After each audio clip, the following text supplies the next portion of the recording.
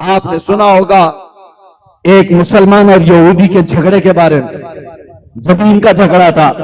हुजूर पाक सल्लल्लाहु अलैहि वसल्लम ने फैसला सुना दिया था, यहूदी के हक में जमीन थी, लेकिन वो मुसलमान जो नाम का था मानने से इनकार कर दिया और कहा नहीं, ये फैसला सही नहीं हुआ है। कहां फैसला कराएंगे? उमर इब्न खत्ताब के पास। उनके फैसले मशहूर थे, अदालत मशहूर थी। हजरत उमर के पास आने के बाद यहूदी ने पहले ही से कह दिया कि हमारा मैटर जमीन का पहले रसूलुल्लाह के पास गया था। वो यहूदी हुजूर को मानने वाला तो नहीं, यहूदी था। हजरत उमर चौंक गए, कहा कि फिर वहां से नहीं हुआ? कहा उन्होंने तो फैसला मेरे हक में सुनाया, लेकिन ये तुम्हारा मुसलमान भाई मानता नहीं है। कहा ये तुमसे कराएगा। फिर हजरत उमर ने तलवार उठाई और उसकी गर्दन मार दी। मेरे अजीजों, ये सुनने के लिए तो आसान है। उमर इब्न खत्ताब आम आदमी नहीं है, उनका अमल शरीयत बनने वाला है। उनका अमल क़यामत तक के लिए लोगों की तकलीद का सबब बनने वाला है। हर उठे बैठे कुछ काम कर नहीं सकते थे, लेकिन गर्दन तुम्हारी दी। अब मदीने में मशहूर हुआ, उमर इब्न खत्ताब ने एक मुसलमान को मारा था। तो वो मुसलमान दिखने में नाम, हुजूर के पास आना जाना, नमाजें पढ़ना। अब एक तरफ हजरत उमर है और एक तरफ वो कत्ल किया हुआ, उसकी तरफ से लोग भी कह रहे हैं कि उमर ने बहुत बड़ा काम कर दिया, बहुत, कि ये जज्बे में आकर के किसी की गर्दन मार दिया। यहूदी और मुसलमान की जब बात हो तो एक मुसलमान का कैसे कत्ल? हजरत उमर को बुलाया गया हुजूर के पास और हुजूर पाक सल्लल्लाहु अलैहि वसल्लम ने पूछा, उमर तुमने एक मुसलमान की गर्दन मारी? अब जवाब सुनो। हजरत उमर ने कहा, या रसूल अल्लाह, मैं उसको मुसलमान मानता ही नहीं, नहीं मैंने किसी मुसलमान की गर्दन नहीं मारी। तो हुजूर ने फरमाया, तुमको कैसे पता वो मुसलमान था कि नहीं था? अब ये बड़ी चीज है, किसी के बारे में कोई कह नहीं सकता। कैसे कहेगा? आपको मैं बताऊं, काफिर भी साबित नजर आता है, मुसलमान भी नजर आता है, मुनाफिक नहीं नजर आता। मुनाफिक दिल के अंदर छुपा हुआ है, बुग़्ज़ है, अदावत है, सब है, उसकी पेशानी पे लिखा हुआ तो नहीं है। अब आज के जमाने में किसी को मुनाफिक नहीं कह सकते, ये भी मसला सुन ले आप। किसी को मुनाफिक डायरेक्ट, हाँ अलामत निफाक है उसके अंदर, ये कह सकते हैं, निफाक की चीजें इसके अंदर है। मुनाफिक कहना ये गैब की बात है, और आज कौन इस तरह गैब की खबर देगा, दिल के अंदर छुपी हुई चीज। अब हजरत उमर ने जब ये कहा मैं उसको मुसलमान मानता ही नहीं, हुजूर ने फरमाया, कैसे कैसे नहीं मानते? दलील तो कुछ नहीं थी ना, वो मरे हुए की पेशानी पर लिखा हुआ था कि हादा मुनाफिक, कहीं कुछ लिखा हुआ नहीं था। हजरत उमर ने कहा, या रसूल अल्लाह, जब वो आपके फैसले को नहीं माना तो? ये तो हजरत उमर की बात चल रही है मेरे अजीज, हुजूर भी जरह कर रहे हैं, ये आर्ग्यूमेंट हो रहा है। रसूल पाक सल्लल्लाहु अलैहि वसल्लम ने फरमाया, उमर क्या तुम अपनी तरफ से, अपनी राय से ये कायम कर लोगे कि कौन मुसलमान है, कौन मुनाफिक है, कौन मुसलमान नहीं है? बात चल ही रही थी कि जिब्राइल अमीन आयत लेकर नाजिल हो गए। कुरान में अल्लाह ताला ने नाजिल फरमा दिया, फला व रब्बिका ला युमिनून हत्ता युहक्किमूका फीमा शजर बैनहुम। ऐ महबूब, आपके रब की कसम, उस वक्त तक कोई मोमिन हो ही नहीं सकता जो अपने मसलों में आपके फैसले को नहीं मानता।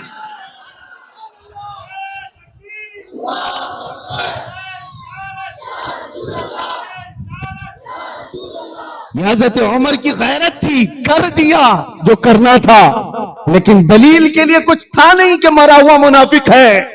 लेकिन कोई दलील के लिए साथ में हो या ना हो, मेरा रब हज़रत उमर की गवाही देते हुए कुरान में आयत नाजिल फरमा। कुरान में आयत आके आज भी तिलावत कर रहे हैं, और फिर ये मसला बन गया शरीयत तक के लिए, शरीयत क़यामत तक के लिए ये दलील बन गई। अज़ीज़ान गिरामी वक़ात, ये कौन सी बात है जो हज़रत उमर को इतना बड़ा काम करने पर आमादा कर गई? वो हज़रत उमर की जलाल, रौब, तमकनत, उनके दबदबे को ही लोग सुने होंगे, लेकिन जितने वो नरम दिल थे, आपको अंदाजा है, बहुत नरम दिल थे, बहुत नरम दिल, इतने कि जब रात को वो मुसल्ले पर रोते थे, उनके आंखों के नीचे पूरे काले हल्के पड़ गए थे। दिल की नरमी इतनी थी। लेकिन दिल की नरमी होने का मतलब यह नहीं है कि हुब्बे मुस्तफा पर भी आदमी नरम हो जाए। आज कुछ लोगों ने यह बात लोगों में मशहूर कर रखी है। सूफी का मतलब होता है नरम रब्बल वाला बॉल, गेंद। उस सूफी का मतलब होता है कुछ नहीं करता हो, अल्लाह अल्लाह करता रहता है, अल्लाह अल्लाह करता रहता है। मेरे अजीजों, वो सूफी कौन सा है जो सिर्फ और सिर्फ सर झुकाए बैठा रहे? दुनिया का सबसे बड़ा सूफी तो करबला के मैदान में था। इमाम हुसैन से बड़ा सूफी कौन है? उनका नाम लेकर के रोटियां तोड़ने वाले, उनके नाम पर अपनी दुकानें चलाने वाले सूफी कहते हैं। और तुम्हें डर आती है, डर लगता है इमाम हुसैन की तरह बात करने के लिए। इनके किरदार हैं यजीदियों के, बात करते हैं हुसैन की। मैं ऐसे सूफियों को नहीं मानता। सूफी वही होगा जो हुब्बे मुस्तफा पर जलाल आए और ईमान वालों के साथ वो दिल के अंदर नरमी रखे। हाँ, सूफी वही है। नरम दिल तो होना ही चाहिए। लोगों ने एक अलग कॉन्सेप्ट बना करके रखा है। सूफी तसव्वुफ का मतलब है दुनिया छोड़ करके रहना, किसी को कुछ नहीं कहना, किसी को कुछ नहीं कहना। ये तो ऐसी है। एक सूफी साहब के बारे में सुना, खेत में बैठे रहते थे, भुट्टे की खेत थी उनकी, मकई की, और एक गधा आता था, खेत चरने लग जाता था और ये तस्बीह मिलाते बैठे हुए हैं, तस्बीह भी पढ़ रहे हैं और यहीं से अल्लाह बचा ले मेरे खेत को, अल्लाह बचा ले मेरे खेत को, अल्लाह बचा ले मेरे खेत को। वो गधा है, चर के चला जाता था। कुछ मोहल्ले के जवान थे, ओल्ड डुबली वाले, वो सूफी साहब को रोज देख रहे थे। कहा ये पीर साहब रोज तस्बीह घुमा रहे हैं और ये गधा चर के चला जाता है। एक दिन देखा, 2 दिन देखा, 4 दिन, इनकी तस्बीह नहीं खत्म होती और गधा खाना नहीं छोड़ता। आधा खेत खत्म हो गया था। 5 दिन के बाद ये नौजवान लोग एक बड़ा डंडा लेकर के आए और उसके बाद आए, जैसी गधा खेत में आया, गधे को इधर से मारा, उधर से मारा, इधर से मारा, उधर से मारा। गधा चीखते चीखते जख्मी होकर भाग गया, खेत महफूज हो गया, बच गया। सूफी साहब के पास आए जवान लोग, कहा कि हजरत हर काम तस्बीह से नहीं होता, कुछ कामों के लिए डंडे भी चाहिए।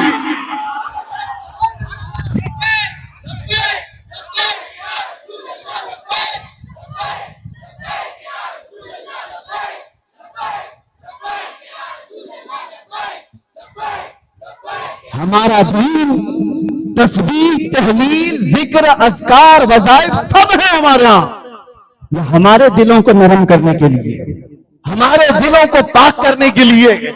अगर सब कुछ जिक्र, अज़कार, तस्बीह, तहलील से ही होता तो मेरे मुस्तफा ये सहाबा को लेकर मदीने में बैठ जाते, बदर क्यों जाते, उहद क्यों जाते, खंदक क्यों खोदते पेट पर पत्थर बांधकर।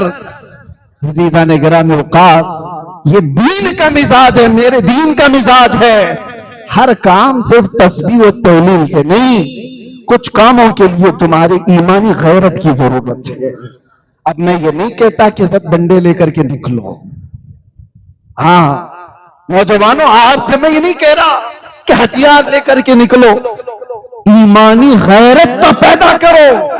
तुम्हारे अंदर अगर ईमानी गैरत होगी तो इसका रौब इतना होता है कि कीड़े मकोड़े वैसे ही बनने लगते हैं। बात यह है कि जब शेर शिकार छोड़ देता है तो फिर वो कुत्तों की तरह जीने लग जाता है। उसका कोई रौब नहीं होता, उसका कोई दबदबा नहीं होता।